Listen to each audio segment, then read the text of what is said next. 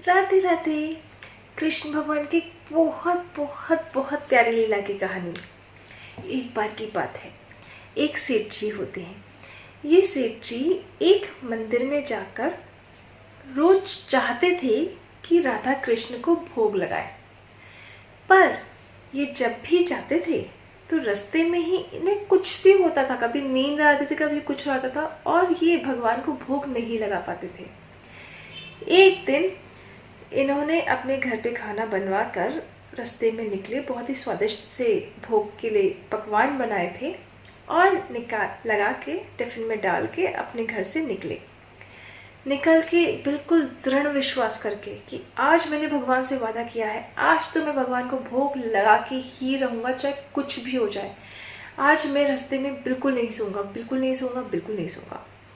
सोचते सोचते सोचते ये आदमी आगे बढ़ के क्या हुआ, बढ़ के रास्ते में इसे एक बहुत छोटा सा बच्चा मिला। वो बच्चा कुछ 5-6 साल का और बिल्कुल स्केलेटन, हड्डियों का ढांचा। ऐसा लग रहा था कि शायद बहुत दिनों से इस बच्चे ने कुछ नहीं खाया है। सेठ जी के पास टिफिन देख के इस बच्चे ने सेठ से कहा कि सेठ जी, मुझे कुछ खाने के लिए दे दीजिए, बहुत दिन हो गए कुछ नहीं खाया। सेठ को दया आ गई। उसने इस बच्चे को थोड़ा सा खाना निकाल के दिया। बच्चा फटाफट खा गया। इसे देख के और बहुत सारे बच्चे आ गए। वो सारे बच्चे भी बिल्कुल भूखे प्यासे। सेठ को सबको देख के बहुत दया आई। उसने अपना सारा खाना निकाल के उन बच्चों में बांट दिया। खाना बट जाने के बाद सेठ को रियलाइज होता है कि अरे, मैं तो भगवान से वादा करके आया था कि उनको भोग लगाऊंगा। अब मैं किस मुंह से भगवान के मंदिर जाऊंगा, किस मुंह से भोग लगाऊंगा।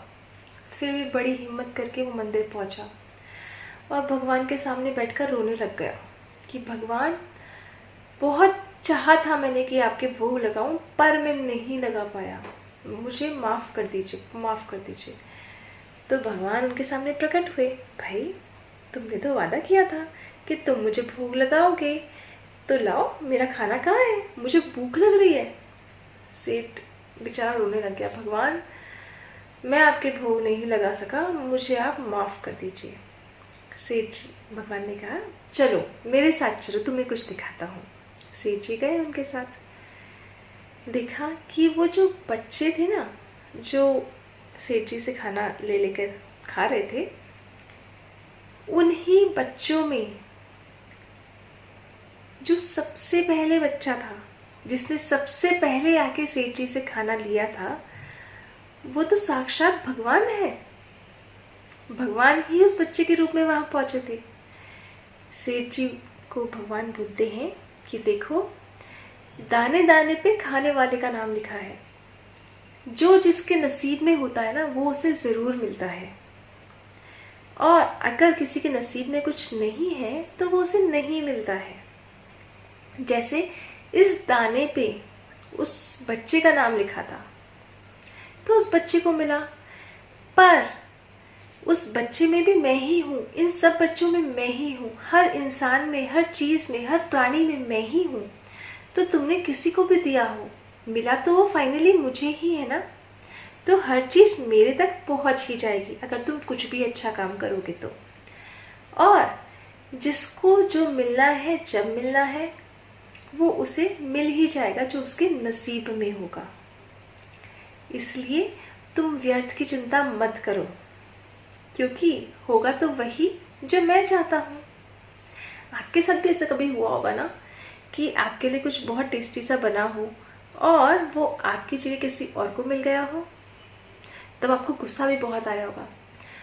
पर जब भी ऐसा हो तो सोच लेना कि भगवान की यही इच्छा है, और हो सकता है भगवान ने आपके लिए कुछ और बहुत अच्छा सोच रखा हो आगे के लिए।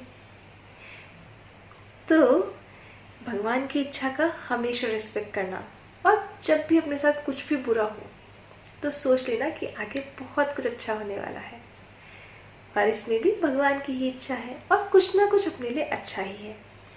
अब भगवान की इच्छा और ये है, इसका मतलब ये नहीं कि हमें एफर्ट्स ही नहीं करना है। एफर्ट्स तो करना ही है, पर भगवान की इच्छा से सब अच्छा होगा।